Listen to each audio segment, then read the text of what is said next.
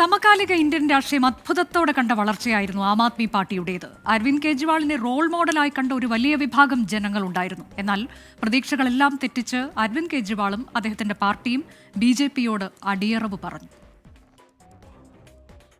India മഹാരാജ്യം അതിശയത്തോടെ കണ്ടൊരു വരവായിരുന്നു അരവിന്ദ് കെജ്രിവാളിന്റേത്. അഴിമതിക്കെതിരെ ചൂലെടുത്ത മുൻ IRSകാരന്റെ പുതിയ കാഴ്ചപ്പാടുകൾക്ക് മുന്നിൽ ജനം അണിനിരന്നു. ആരാണീ അരവിന്ദ് കെജ്രിവാൾ എന്ന ഷീലാ ദീക്ഷിത്തിന്റെ ചോദ്യത്തിന് ആം ആദ്മി എന്ന കേജ്രിവാളിന്റെ മറുപടി. ആ മറുപടി തലസ്ഥാന നഗരത്തിലെ ഗലികളിൽ പ്രകമ്പനമായി. 15 വർഷത്തെ ഭരണത്തിനൊടുവിൽ 2013 കോൺഗ്രസ് വീണു. BJP അകറ്റാൻ അതേ കോൺഗ്രസുമായി സഖ്യമുണ്ടാക്കി 49 ദിവസം ഡൽഹി ഭരിച്ചു. ജൻലോക്പാലിലുടക്കി രാജി. വീണ്ടും ജനകീയ കോടതിയിലേക്ക്. 70-ൽ 67 സീറ്റുമായി ഒറ്റയ്ക്ക് അധികാരത്തിലേറി. വാരാണസിയിൽ 2014 നരേന്ദ്രമോദിയുടെ നേരിട്ടേറ്റുമുട്ടി ദേശീയ നേതാവെന്ന പരിവേഷമുണ്ടാക്കി.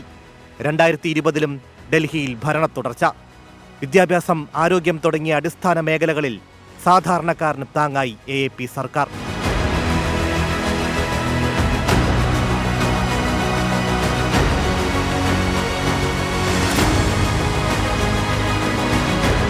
പിന്നീട് ഡൽഹിയിൽ നിന്ന് രാജ്യമാകെ ശ്രദ്ധിച്ച നേതാവിലേക്കുള്ള വളർച്ച.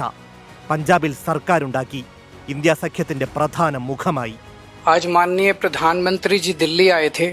उन्होंने लगभग 43 मिनट्स का 43 मिनट का भाषण दिया, जिसमें से 39 मिनट उन्होंने दिल्ली के लोगों को और दिल्ली के लोगों द्वारा प्रचंड बहुमत से चुनी हुई सरकार को केवल गालियां देने का काम किया.